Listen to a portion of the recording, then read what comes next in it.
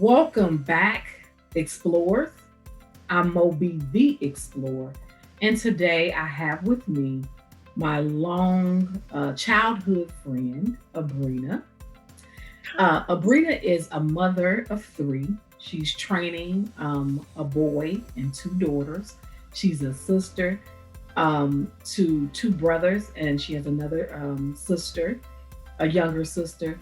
Abrenna also is one of those persons who is the mother to every child in her family, in the neighborhood. She takes in children, and the next thing you know, she's mom to them. So she may have birthed three children, but she's mom to a slew of children. She's engaged to her children's father. She also has, listen, if you're in St. Louis, Missouri, and you like a sweet potato pie that tastes like some Southern mom, grandmother sweet potato pie, that's Sabrina. Patty pies, I'm sorry. I'm sorry. But she has a company called A Cherie. Tell us the slogan of Sabrina. Bringing families back together, one pie at a time.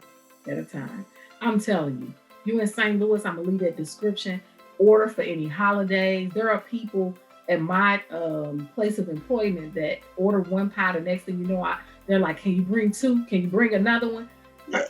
The best pies and spinach dip there is. However, we have a conversation. Before I introduce her, our conversation is about something that many Black women and we struggle in our Black communities. And we're going to talk briefly about parenting and understand we're not saying that this is the end all solutions to all. What we're saying is it's time to have conversations that matter in our homes, in our community. And that's about parenting our male child versus our female or girl children. Is there a difference? So we're going to talk about that. And I want to bring her to do that because, like I said, she's a mother to so many, so many. Abrenna, did I leave out anything? Thank you. I thank No, you. thank you for having me. Thank you. Thank you. Thank you so much for having me. No, you did not leave out anything. You did a great job. Thank you, Monica. All right, thank you. So all I'm gonna say is lean into this conversation with us. Let's talk about it. Very briefly, a lot of times our male children working in education for over 20 years, you around a lot of male children that you have helped Yeah. train. And we notice that there are some things that parents are just doing different. And we know that with the societal influences and all that our male children, especially of color, have to face in society with the police and everything else. It's a gamut of things that they go through. But as a parent, do you think there really is a difference in the way in which parents raise their male children versus their female children? Very much so. There's always been a difference in raising your daughters versus your sons. It's gone back centuries that way. A lot of it is being that we go back so far, we need to look at the past and raise our children in the future. So, as a parent, we don't talk a lot to our sons. We talk more with our daughters and get more information from them than we do with our sons. But sons count on their parents. They count on their moms a lot. They look up to their moms and they look to get a lot of information from their moms that we aren't giving them. My son is 14 years old, and I knew maybe 2 years ago how he was looking for me to give him answers about women. And it seems so young. And it's something that you could almost take for granted. But it took me a minute to realize that he's not too young. He needs to know now. And that's the thing right there, that boys, they look for that confirmation from their mom to do things. And that is majority of the time what they go with. I thought to myself later on, had I told him no, he's only 12. You're right. He's only 12, but he knew what he wanted. And I needed to let him know that if that's what you want, that's what you do. Mhm. I'll support you in anything that you do. And that's where I lead my children. I try to support them in anything that they do, even if I don't like it. And that's what we have to do as parents. We have to understand it may not be something that we like, but that's how you lose your children when you don't support them. Um, if I don't like it, we'll talk about it later. We'll come back to it. But I'm not going to sacrifice my child and losing my child because I don't want them to possibly disappoint me, possibly disappoint my family. I don't want my family to look down on them. We have to get past that. We all have lives. We all have to live them. And sometimes we're going to make mistakes. I understand. I don't want them to make mistakes. I don't want them to make some of the mistakes that I made, but I have to let them sometimes. So. And I like that you said we talk to our sons. So I have two brothers. And I noticed that moms do really, they protect the boys, because we know the societal issues that they're going to be faced with. So you get our parents really protect the boys, and they do, like you said, talk to daughters. Mom talked to us all the time, and she talked to my one brother a lot as well, but it was a different kind of talk. Different kind, yeah. And I like that you have always had a man around. Your son's father has always been there to help train him, so he sees what a good man does. But I think that is a great point, that we have got to talk more to our sons.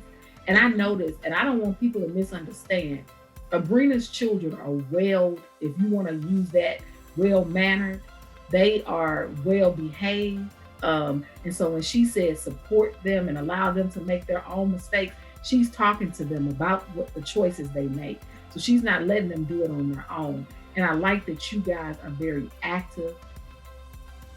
She's one of them active parents in the schools. She's there to the PTO, and she even has a college age daughter. And so she's there. She shows up for her kids. And so I wanted to have this conversation with her because being and I have to say, your first child, you was a younger mother. But the things that she did, if you meet her children, it lets you know that we're trying to correct some of those generational things that we saw.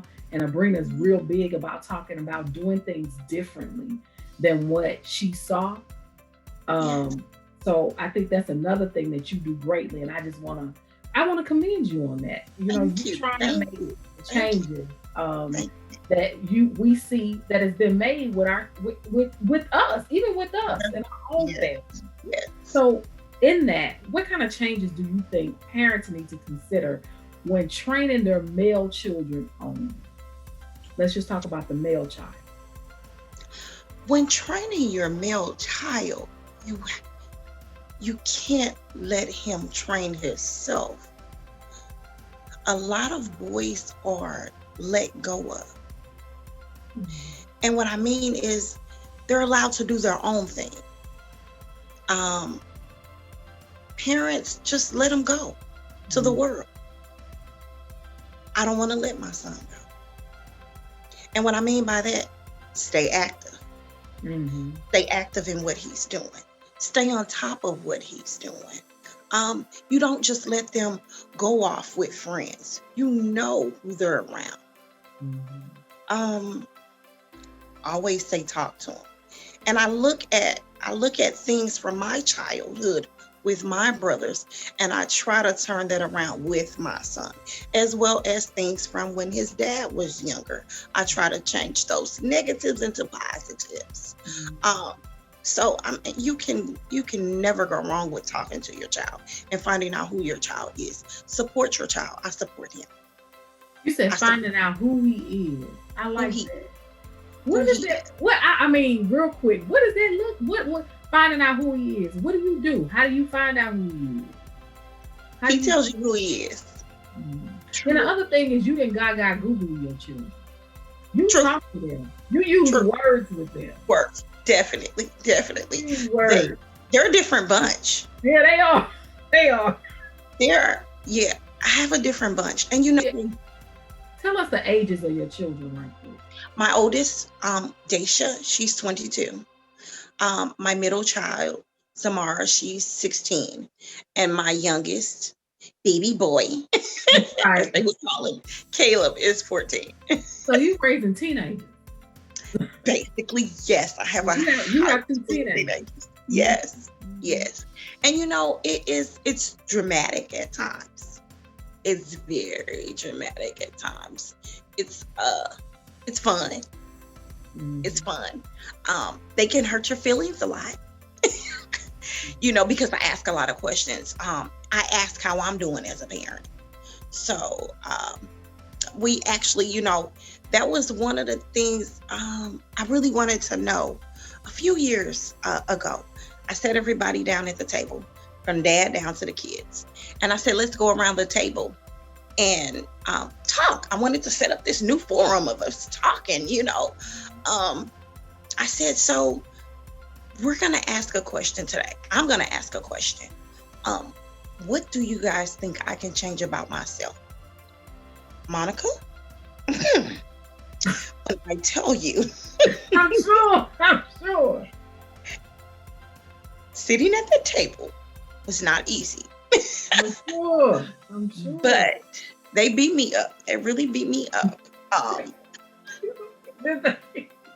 Because as we all know, I am very outspoken. So yeah, they lashed me really good, but I took it. Mm. I took it. I took it like a G. I really did. And I think it helped them because I wanted to know how they felt about me. What did they think I can do different? Because how can I tell you to do something different and I can't let you tell me? So I do let them have a voice. Okay. We didn't have a voice growing up. No, we didn't. Because you know what? Growing up, even though we're in the Midwest, but our parents were so close to, many of them was raised by parents who came from the South. When we were growing up, kids were seen, not heard. Not heard. So in our household, I'm blessed that my mother had dialogue with us at dinner, at the dinner table. Definitely. So she allowed us to she was trying to definitely do did. different than what her mom did. So my mom was constantly in our business, but she was constantly trying to talk to us, and that's what she did. But you know what? That's a great suggestion for a parent to sit down and have dialogue and conversation with their kids, and to get feedback about what they not doing, what they can do to change. I don't think many parents gonna rock with that one. I don't know about that. Yeah, it was hard. When I tell you, it was hard. But you took that feedback, and you did something different. And what I did is, I listened. I didn't give any feedback. Oh. I did not try to protect myself in any way and lash out or say, I did that because of this, or I did that because of that. I just took it. I took it. And a lot of times where we go wrong is you ask somebody something, but you don't take time to listen to them. So I asked the question and I got the answers. And I would actually say with those answers, I am not 100% the best parent on earth at all. I'm not. I have my flaws. But it taught me a lot hearing from them. It taught me a whole lot. And now from that, I, as a parent, instead of saying things to them or lashing out at them sometimes, I sit back and I think about what I'm going to say to them before I say it. So I think that helps because as parents, when things go on, we just go and we say this and we say that and we hurt them. And I don't say 100% of the time that I don't do that, but I do try to take time out to calmly sit down and talk to them. I like that you think about your response. I've been in a situation where this was new to me, but a parent literally says words that I don't know if the parent really means it, but it drives a knife through the hearts of the children. It does. And I like also that you said, think about the responses Yeah. that you're going to give it, and you listen. And again, I cannot say it enough. For you not being able, parents will sometimes ask a question about, and they think they want a response, but when the kids give them the honest response, and I've seen this show up where I sat in on a family talk, and the parent automatically lashed back at the kids. So now you're not going to give your kids the opportunity to really be honest with you. Exactly. And then how do you build authentic relationship? Yeah, because you're closing them down now. Now you're closing them down. So every time you do that, they're moving away from you even more. So you're losing them. That's how you lose them. Absolutely. That's exactly how you lose them. When you ask them something and you cannot be a good listener, is the beginning of losing your children. Wow. Do you have any final thoughts about what we can do to do different by our man children? Our male children, not men. They're not men yet. Our male children. Our male children. Show up and show out. I like that. Show up and show out. Being there, communicate. You dropped nuggets. You gave, some nuggets again, people. It's not about us saying that we have the answers, but we want to start to spark conversations in our homes. Thank you so much for sharing. Thank you for having me. Thank you. Let me say this, Dr. Moby the Explorer, all I want to do is learn from you, you learn from me, so that our Black community can grow and glow and we be better. So that we can stop and say, hey, have I had this conversation before? Do I need to have this conversation? Is it something that I can do better? That's it. Growing and glowing together. People, be blessed, be safe.